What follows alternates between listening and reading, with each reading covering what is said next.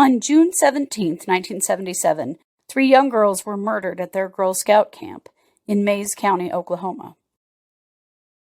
Gene Leroy Hart was eventually arrested for the crime, but shockingly, a jury acquitted him in 1979. DNA testing has finally confirmed Hart's guilt.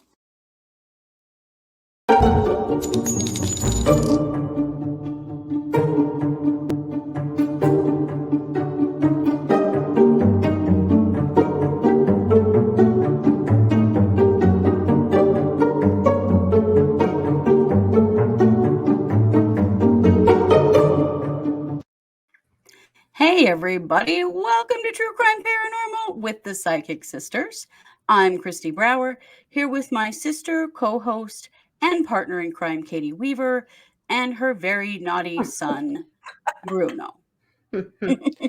Bruno is joining me. I'm trying to hold one of them because of the wild rumpus going on the floor. They're so naughty and loud. So, yes, welcome, Bruno. He is joining me to try to shut down the fighting for a few minutes. Oh, Bruno, sweet boy. Well, I'm sure everyone is like, thrilled me? to meet Yeah.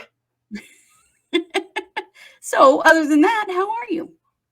I'm great. Yeah, for sure. I'm excited to go watch the more softball because we just cannot get enough, apparently.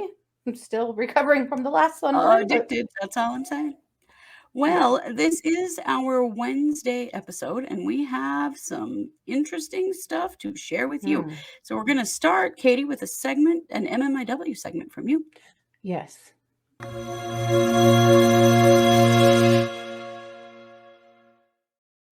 So we're talking about the case of Heather Marie Underwood. I'm going to show you her missing poster here. Heather went missing quite a few years ago, and there's been nothing. So she actually was in Arizona. She was traveling to California, and her car was found, but she was not, and she has never been heard from again. Not good. No. So she went missing, they believe, on the 13th of December, 2020, give or take maybe a day or two. She was 45. She'd be 47 now. She's around 5'2", about 190 pounds.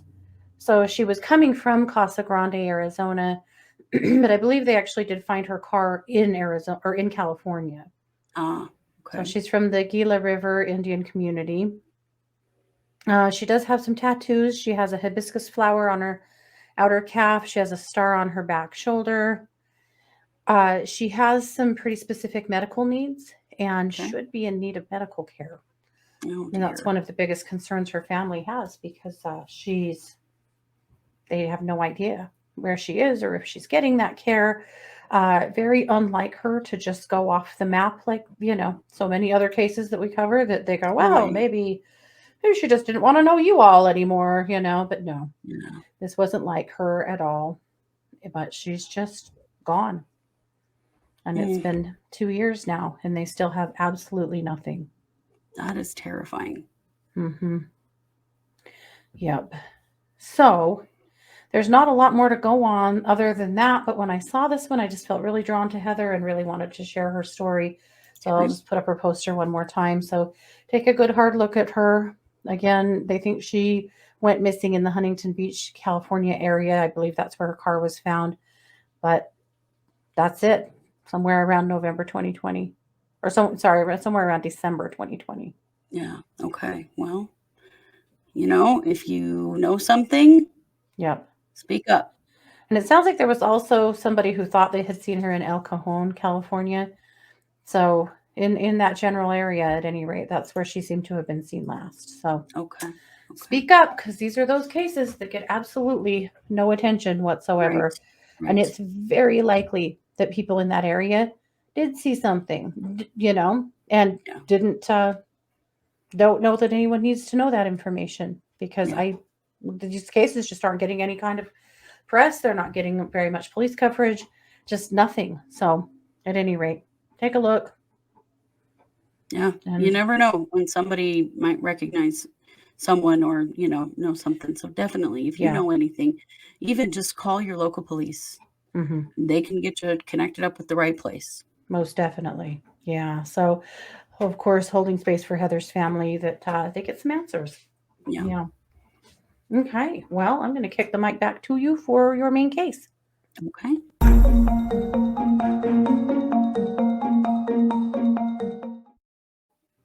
So there has been a pretty big update in the Girl Scout murders, and we've actually never covered the Girl Scout murders. So No, we haven't. now might be a time to tell this story that never should have happened.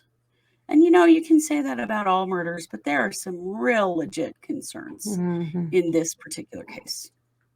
So in Oklahoma in 1977, 3 young girls, ages 8, 9, and 10, were murdered at Girl Scout camp. And their bodies were raped and murdered, and then they were left on a trail not too far from their tent, and they were in their sleeping bags. Oh. Of course, a terrifying event. Yeah. For everyone involved. They had not been at camp very long. They were supposed to be there for 2 weeks. It was a huge, scary deal. Yeah. And it actually shut this camp down. Camp Scott in Mays County, Oklahoma, never functioned as a camp again. It was this kind of camp, Katie, you and I have been to these kinds of camps where they're tents, but they're up on a platform. Yeah. So that they're up off the ground. But they're just open. I mean, they just have a tent door, easy to go in and out of, right? Yeah.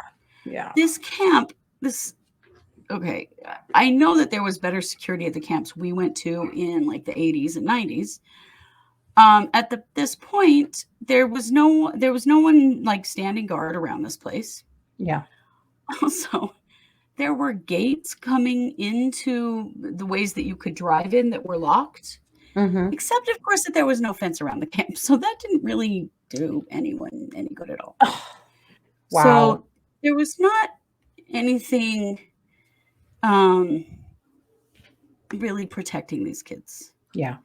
Their tent happened to be the one the furthest away from the camp leader.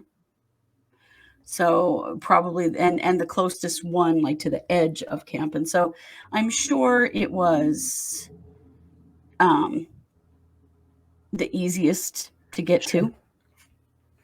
Yeah. So unfortunately, there had been some kind of sinister things happen around the camp prior to the girls coming that went unreported. So you're going to start to hear the reasons why this should never have happened. They during a training a couple of months before camp started, one of the counselors at the camp discovered that her stuff had been gone through and her donuts had been stolen. But they had left the empty box that the donuts had been in, and written in the box was, "We are on a mission to kill 3 girls in tent 1." Oh my God. Yeah. So the director of the camp thought it was just a prank and didn't do anything about it. Oh, for God's sake. Yeah. Very, very scary. Yeah. So they were found at about 6 o'clock in the morning on June 13th. A camp counselor was headed to the shower and found their bodies in their sleeping bags. And they realized it was the girls in tent 8 had been murdered. Wow. And their bodies were left on the trail so that they would be found easily. Like there was no attempt to cover them up or hide them. And the autopsy showed they'd been raped, bludgeoned, and strangled. They also found with the girls' bodies, there was a red flashlight. And that red flashlight had a bunch of duct tape over it, so only a very small sliver of light came out. Because at night, walking through that camp, there was no electric lighting. Like, it was pitch black. Sure. So they had, the perpetrator had used that flashlight with a very small beam of light to get around. Wow. There was a fingerprint on the lens of the flashlight, but it has never been identified. Mm-hmm. There was a footprint from a 9.5 size shoe, and there was blood in the tent. Between 2:30 and 3 a.m. on that morning, somebody nearby had heard traffic on a road near the camp. One of the other counselors had heard some moaning in the night that they assumed to be an animal. They didn't go check on the girls. My God. Somebody also saw someone moving through the area with a very small light. Now, they had been up and down with some of the girls, like going to the bathroom and laughing and running around and stuff. And so, they probably thought maybe this was just the kids messing around. Yeah. But they really didn't go check. Mm-hmm. But let me tell you why this really should have never happened. So enter really the only viable suspect in this case, Jean Leroy Hart. Jean Leroy Hart was a convicted kidnapper and rapist who escaped from the Mays County Jail in 1973 and had been on the run this whole time.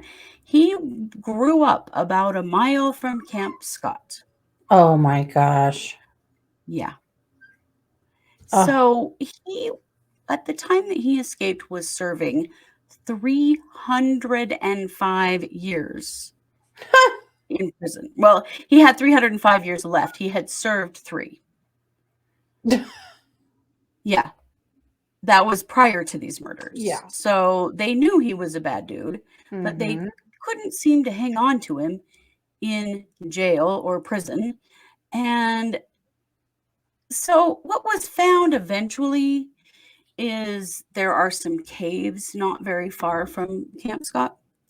And there was evidence that he had been living in those caves and had been watching this camp leading up to this. So, the theft, the scary note. Yeah. All him. So the police really did believe it was him from the very beginning. He was obviously the best contender and had been in the area. So, of course, this happened in the 70s. They didn't have DNA at the time. And so they did try him. So they did catch him. They did catch him, yes. And they did charge him, and they did take him to trial. Now, the prosecution wanted to move the trial out of this county because Jean Leroy Hart was kind of a well-known football hero in high school. And yeah, right. The prosecutor was worried that maybe they couldn't get a jury that wouldn't have some bias in his favor. They didn't get the new jury. My God. And the jury acquitted him. Now, but he was already in jail, right? I mean, yes. So he's serving out his 305 years, but they acquitted him. Yeah. And then basically this case went cold because what the hell? What are they going to do now? Yeah. There had been accusations and letters and various things about other suspects, but really it was so clear that it was him in this situation. Yeah. Here's the real kicker. In 1979, the same year he was acquitted of these murders, he died of a heart attack in prison. He had done about an hour of weightlifting and jogging in the prison exercise yard and died of a heart attack. So, he really never came anywhere close to serving anything, that made anyone comfortable about this situation. But here you have, obviously not good security at this Girl Scout camp. Yeah.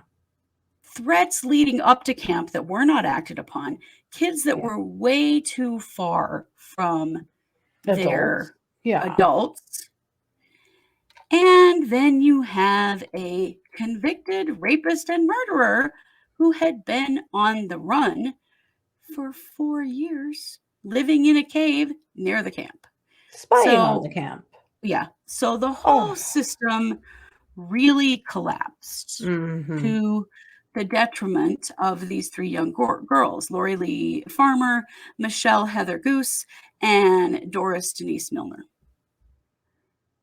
So they started doing some DNA testing in 1989 on this case. Oh. And he was Indigenous. And so they were able to narrow it down that the DNA was from a person who was Indigenous in the United States. So in 2008, they did some more DNA, just as technology gets better and better, right? They tried some other DNA they had on a pillowcase. It was too degraded, too deteriorated. They couldn't find a profile. And then in 2017, $30,000 in donations were raised by the sheriff in this area because this case has haunted Mays County. Right. Like, this was such a shocking, horrible crime. And then the guy they know did it got acquitted. I cannot imagine how frustrating. So the sheriff in that county, they worked and raised $30,000 to do the DNA testing and use the latest, most advanced testing. That we didn't actually get results on that until 2022, like last week. Wow. Which is kind of weird. But turns out, big surprise or not, the DNA is Jean Leroy Hart. So finally, long after the fact, they determined that he in fact was the killer all along. Wow. Sadly, died in prison in 1979 and never really faced justice for this. But at least we know, I guess. Let me show you some pictures. These are the girls. Oh. We're just little girls, 8, 9, and 10. Wow. But, it's a DNA for the win. It is. It is. At least now we know. But I cannot imagine, being the police officers and the prosecutor that worked this case originally, how frustrating this must be that he was acquitted all that long time ago. And his poor family had to, or the poor families of the kids had to go through all of that. Now, 2 of the families have really gotten involved. Richard Goose, he went on to help the state legislature pass Oklahoma Victims' Bill of Rights. Oh, wow. And he also helped to found the Oklahoma Crime Victims Compensation Board. Wow. And another parent, Sherry Farmer, founded the Oklahoma chapter of Parents of Murdered Children, which is a support group. So the families, obviously tried to put their energy into making things better and helping future crime victims. But this was definitely like they did, but yeah, they did. But yeah, these murders should have never happened. No, they should not. The families actually sued the scout, the camp, because of how far away the kids were from the camp counselors. But they lost in court. Really? Yeah. Oh, wow. But, just having gone to camps ourselves, there was definitely, probably because of this case, more safety measures in place. And actual fences with locked gates and, and more counselors around, closer to, spread out in between the tents with the campers themselves and things. So, I mean, that camp sounds a lot like the Girl Scout camp we attended. Yes, it does. It's quite similar. A lot like it. Yeah. It is. Huh. Yeah. So. Well, how sad. Wow. There you have it. Hart is guilty. Yeah. If it helps. I don't know. Yeah. All right. Well, I know we now have an update from you, and I cannot remember what segment you're doing. It is a DNA for the win. It is a DNA for the win. Gotcha.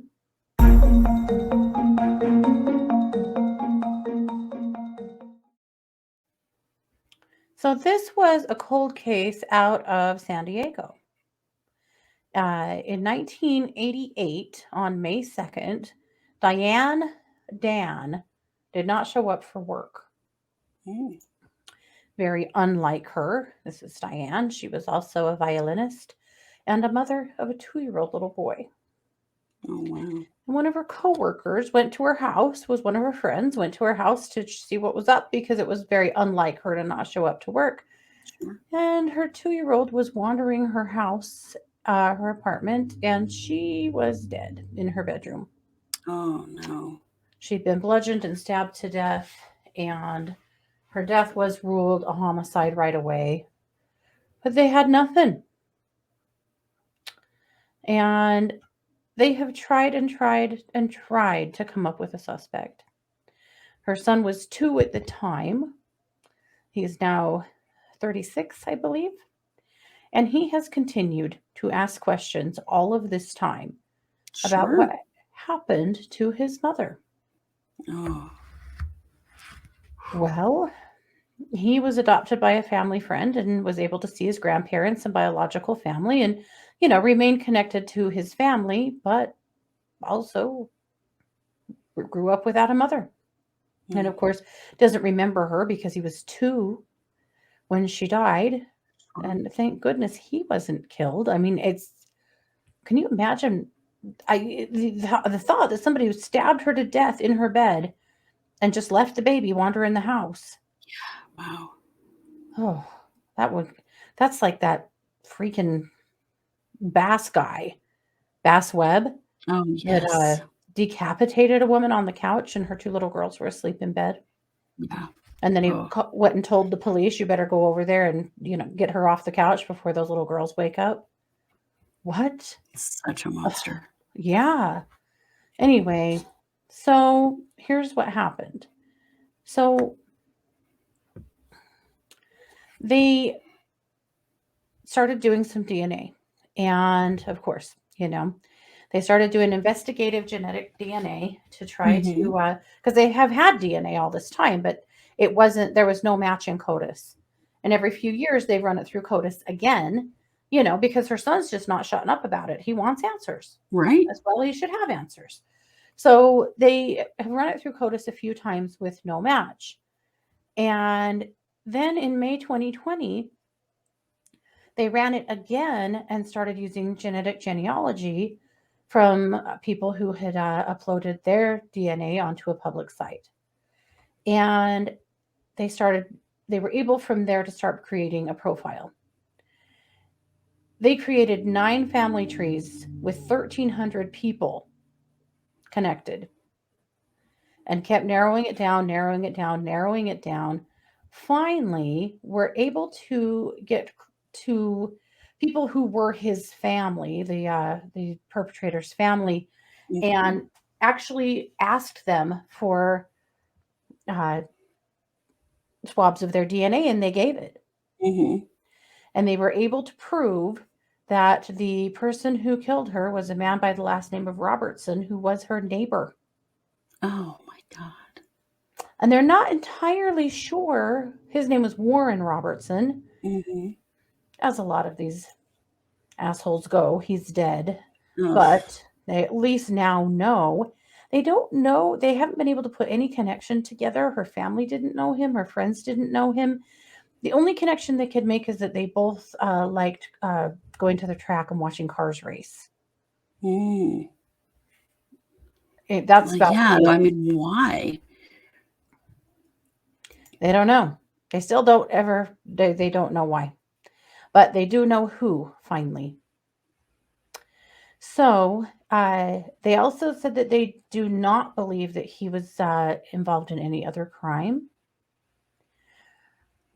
At least as far as this DNA is now in CODIS and it's not matched up to anything else. So they think that that's true, that he wasn't involved in any other crime. They actually did exhume his body to make sure that they had an absolute clean sample to know for sure that it was him. And it was. Wow. So after all of this time, 36 years later, a little boy has the answer about who killed his mom while he was probably sleeping in that house with her. Wow. Yeah. It has to be at least some level of relief for him to at least know who. I think so. I hope But the so. fact that he will never know why, Mhm. because that's just a thing. We need to make sense of it, not that murder Yeah. ever makes sense, but to understand what was going on between this person and his mom. Why Yeah. did this man kill her? That's Mhm. still gotta just really bother him. I'm sure. I'm sure. Yeah. But there is that much closure for her family, so there you have Yeah. it, DNA for the win. Wow. Well, we've had quite a bit of that today, haven't we? Yeah. Yeah. Well, thank you for that, Katie. This is Yeah. our Wednesday night case. We will be back tonight for Wednesday night case updates. Lots of Mhm. interesting things happening in the true crime world. That's our live stream at 7 p.m. Mountain. Yeah. We will be back on Thursday night at 7 p.m. Mountain, again with a live stream we call the Psychic Hour, and we will be doing marching orders for May. So that's just a reading by Mhm. sun sign for May about what we need to know going into this month. Yep. Yeah. Well, thank you all for being here. We are True Crime Paranormal with the Psychic Sisters. Don't forget to like, subscribe, share, and comment. And, if what we do is interesting, be sure that you're passing us along to people who may be interested in us as well, because that Yeah. helps us to grow. It sure does. Yeah. Well, you guys, thanks for being here. Yep.